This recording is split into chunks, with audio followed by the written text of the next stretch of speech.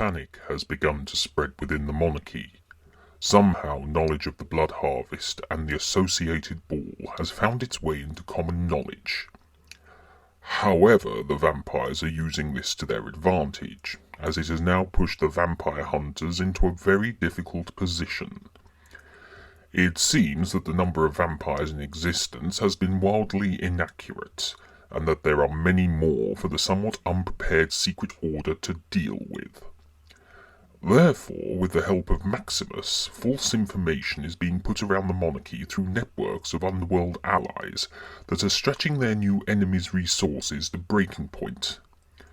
The vampire hunters are now facing a crisis. Go public and force a recruitment drive, or remain in the shadows as per their founder's instructions, and face potential annihilation.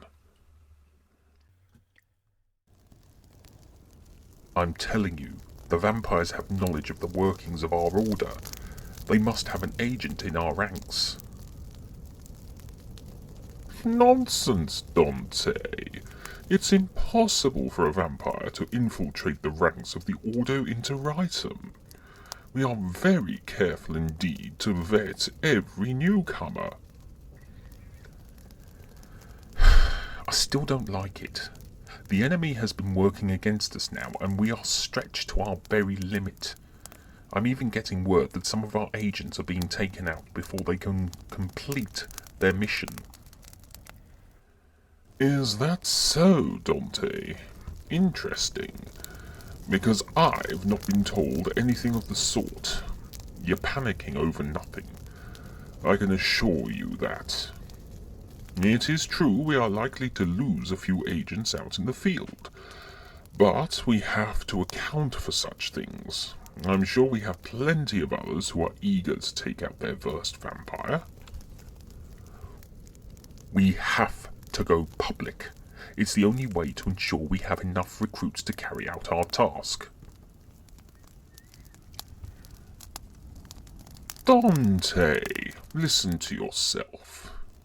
The Ordo Interritum is a secret, not to mention sacred, organization put into place to fight the vampire menace from the shadows.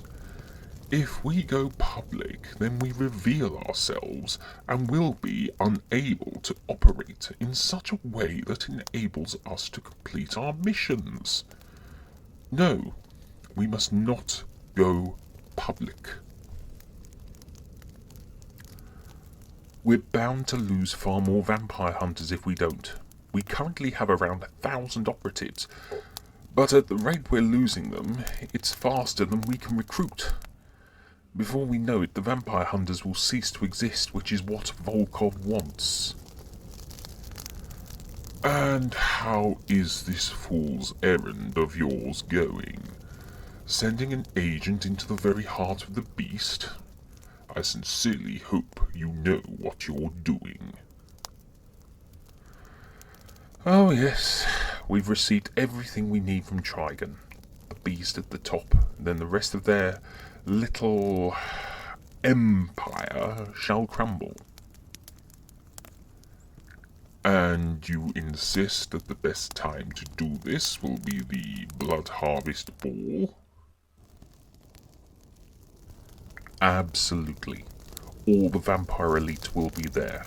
Our agent is to pose as a slave servant, and once they can get close enough to Volkov, they can dispatch him quickly and quietly. And when the vampires realize he's dead, there will be a power vacuum followed by a long struggle. I see. You seem to have thought about it quite deeply then. I've thought about it for a long time. We need to act fast and destabilize the vampires from the top downwards. The Blood Harvest Ball will be the perfect time to do so. Then you have my blessings to continue. I suggest you attend to your duties and prepare for the next phase of your plan. But remember, should anything go wrong, you are responsible for all of this. I cannot protect you if your agent fails. I understand. I shall return to my duties and keep you informed of the progress gained and the ground covered.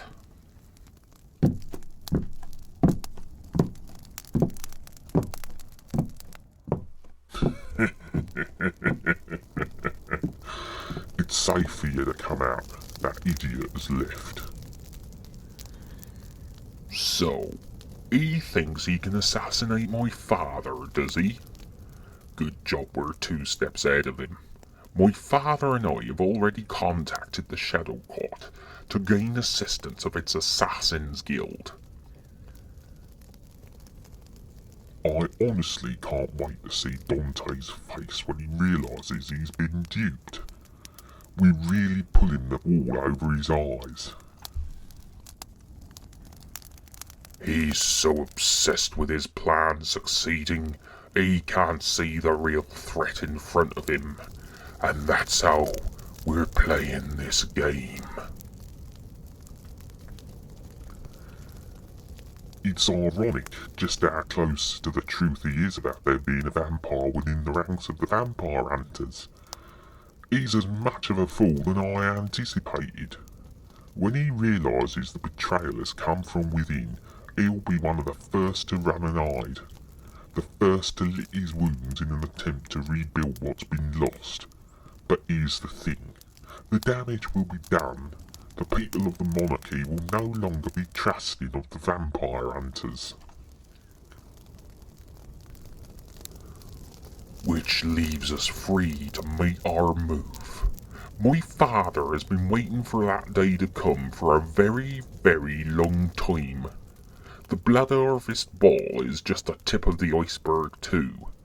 It will mark the beginning of a new age. The rise of the vampires into a new, powerful force. What of the crown of the Tyrant King? Are we any closer to finding it? That is something I'm dealing with using the caravan as a cover story. At the moment, my investigation is kind of ground to an halt, but I hope to pick it up again. I hear you're having trouble recruiting for the caravan. Is that true? That is irrelevant at this point in time. However, yes, it is true. The caravan is not growing with performers or support crew as I anticipated. It seems people are somewhat reluctant to come forward to me. I also continue to lead by example and keep the current cast of performers safe and well looked after. However, we're getting way off topic here. Let us continue to focus upon what we need to do next. Indeed. I need to know what my part in this scheme is after all. You will continue to refuse to make the vampire hunters public knowledge. Keep working on the other high-ranking members too. It seems only Dante wants the people to know about the Order, and whilst that would overwhelm them, it would also be a problem for us. Thinking about it, surely it would be a good thing.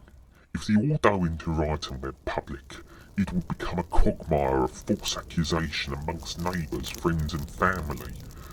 We would have people turning against one another, like the witch hunts recorded during the days of the Antaeus Empire.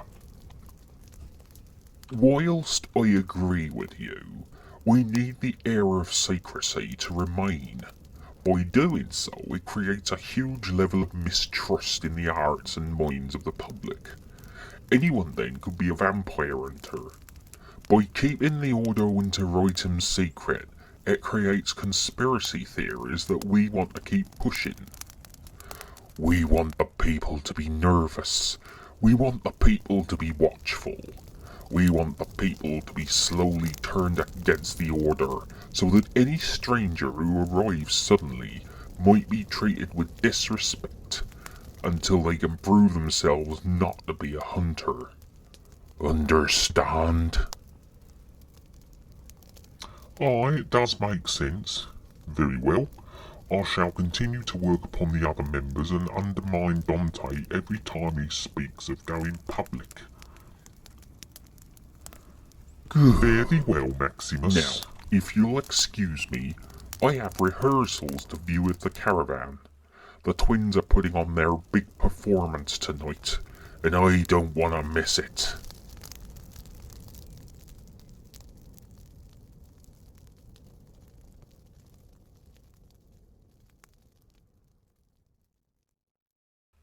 With the vampire hunters on the verge of chaotic breakdown of command, thanks to the infiltration of the enemy, it seems time is wearing thin for Dante and his newfound protege. Whilst we know what is awaiting the new agent upon arrival to Necrotia, it appears Volkov is planning so much more to bring down the enemy from within. However, whilst turmoil is brewing in Ondar City, it seems there is concern rising in the town of Kali within the Desert Realm. Arik, the leader of the bardic studies at the Academy and an associate of Maximus, is finding out for himself from Rafik just how demanding the vampires can be. So, what is this Blood Harvest Ball I keep hearing Maximus bang on about every time I see him? He never tells me, so I just smile and nod. If Maximus wanted you to know the full details, he would tell you directly. However, I can inform you that I am here on the instructions of Maximus. I've already told him I am unable to send dancers to the caravan. Since Cassandra left, I've been unable to carry out his instructions. He'll have to recruit without my help. It'll be harder for him, I understand that, but Alina is beginning to ask questions, and I don't want to arouse suspicion.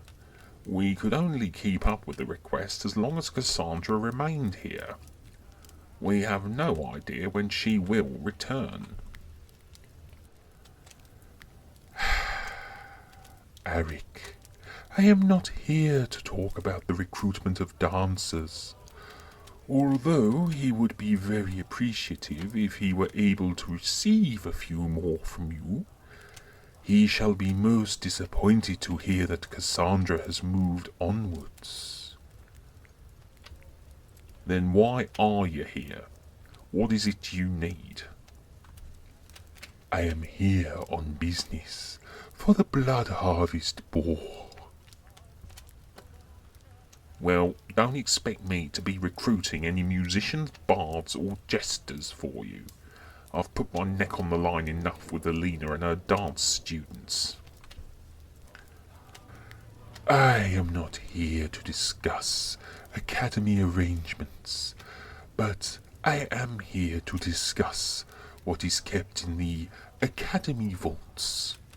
For is there not a scroll of summoning placed within that would be of great use to Lord Volkov? That scroll was locked away centuries ago, and you know it is forbidden for anyone to access it. Besides, I've heard through our contacts that he's allegedly made contact with Chimera. So why does he need the summoning scroll? Because you know it is not a daemon that the scroll summons. It is something much more powerful than that. Oh, that scroll. No, out of the question. I'm okay with sending Maximus dancers for the caravan, but I'm not going to help him gain power by giving him that scroll. It's for Lord Volkov. Oh, well that's different then. The answer's still no. It's not like you have a choice. Maximus holds a debt over you, don't forget, and failure to abide by his request is to forfeit that debt and put you directly upon his personal hit list. You really think you can threaten me when you yourself are indebted to him too? What makes you think you can put such pressure upon me to help you? Whilst I'm indebted to Maximus as you are, I also know that to anger him is to sign my own death sentence. By working for him, I am protected from the wrath of Corvus, for Maximus is making sure I am kept busy and out of the way of the prying eyes of the Shadow Court. What do you have? Well, I have nothing except my position here at the Academy, which I could easily lose without the help of a treacherous vampire like Maximus. I only helped him because I felt it would help bring more people to the Academy. You helped because you were expecting a cut of the profits, a finder's fee as it were, yet Maximus has you over a barrel, and now he sends me to collect. If you know what is best for you, I suggest you help me gain access to the vault, and acquire the scroll for the blood harvest ceremony.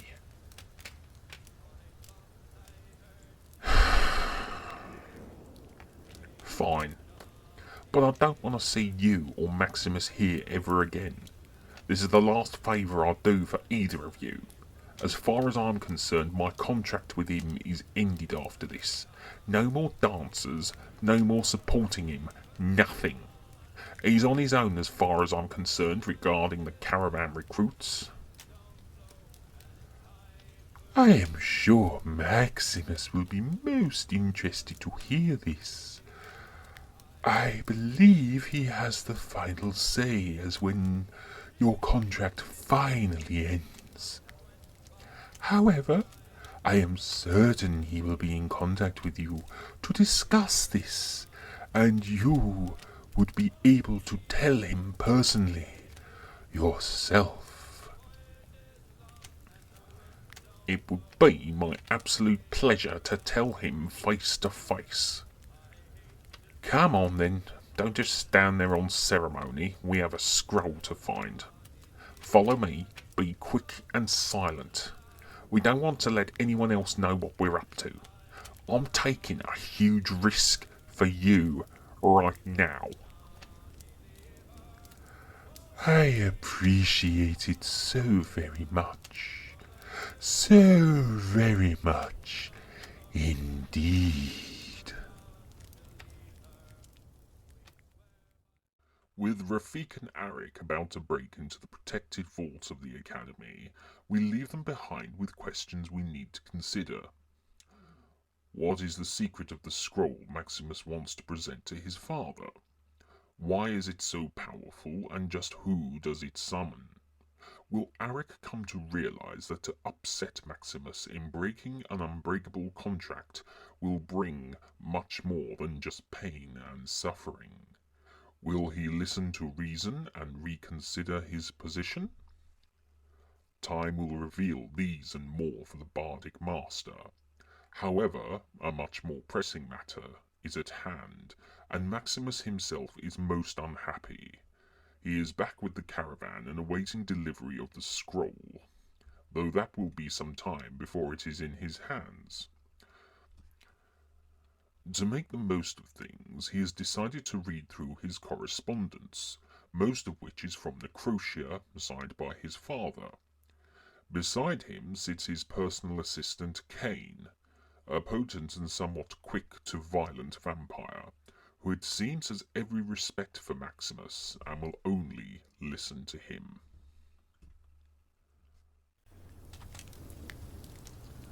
Look at this, Cain. It's ridiculous. Where am I going to find 1,000? You know something? I don't know why I even bother. The majority of these letters are from the Grand Circle, and I report back regularly to my father to update him on my progress. It's not like he doesn't know what's going on. Is he the one writing those letters, though, Maximus? How many come directly from him?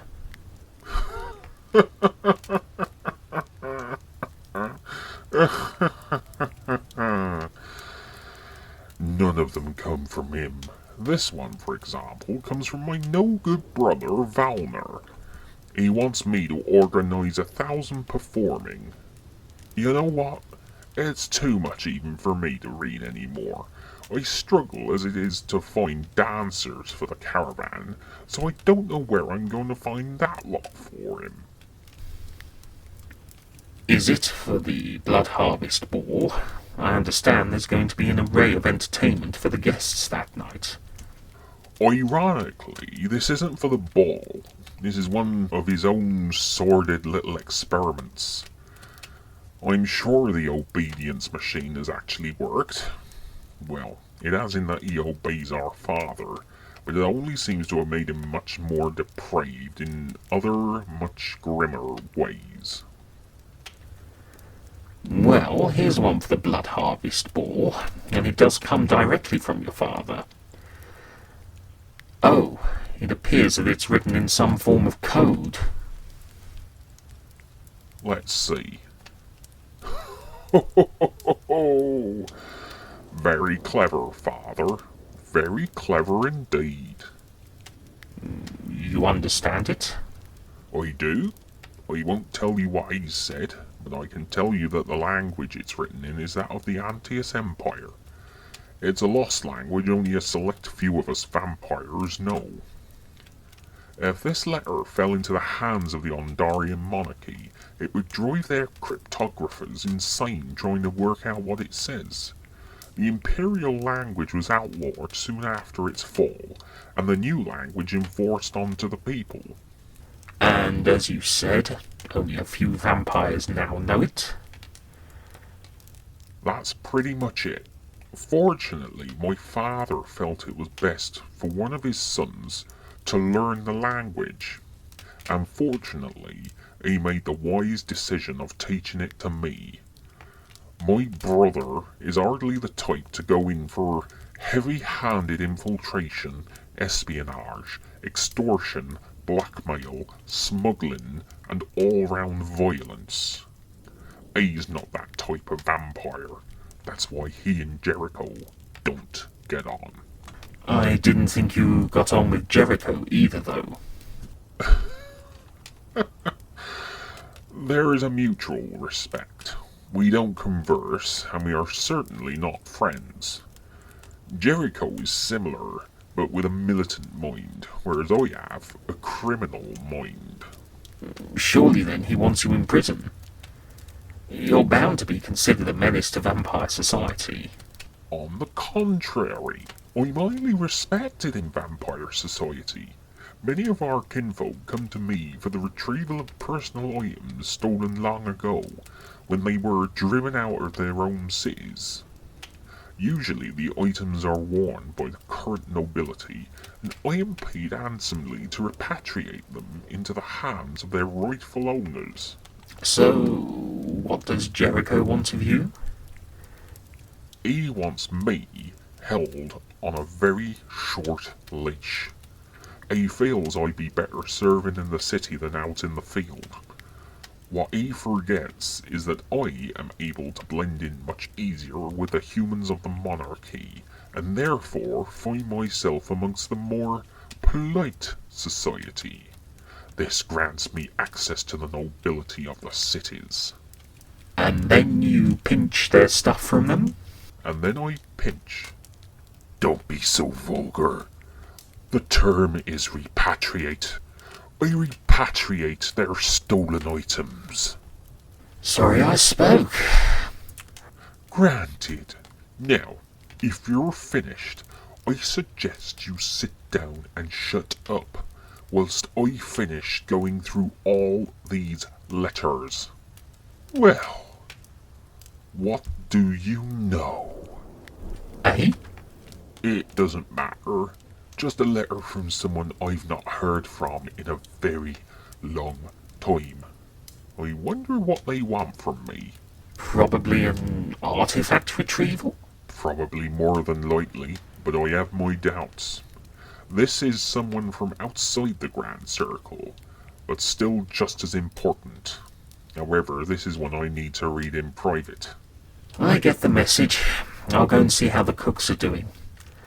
I hear we've got something good on the menu tonight, but they're keeping it a surprise. Good. Don't spoil it for me if you find out. You know how I appreciate their cooking. Now, to get on with reading through these letters. So, what exactly have you got to tell me, Father? And just why is my sister writing to me as of now? What does she want? Things are becoming much more interesting and much more complicated for Maximus, it seems. Whilst he is out on the road, he has become a travelling retrieval service for his fellow vampires. With the blood harvest ball on its way, he is definitely going to have his work cut out for him with the number of requests he's bound to receive on the night. 3 mysteries remain for Maximus, of course. What is it exactly Valna wants 1,000 of, and for what purpose? What is so important that Volkov has written to Maximus using an ancient language long forgotten by the monarchy? Where has Maximus and Valna's sister been all this time? Why is she suddenly appearing as of now? Clearly the Blood Harvest Ball has caught her attention, and she wishes to build bridges again with her estranged family. Will we learn the secret of the scroll from the Academy Vault? Will the vampire hunters discover the treachery within its own ranks, or will it be discovered when it is already too late? Only time will tell as to what all these events mean, and to just how big an impact they will have. The only thing that is known for certain is that the Blood Harvest Ball is going to be an event the Ondarian monarchy will never forget.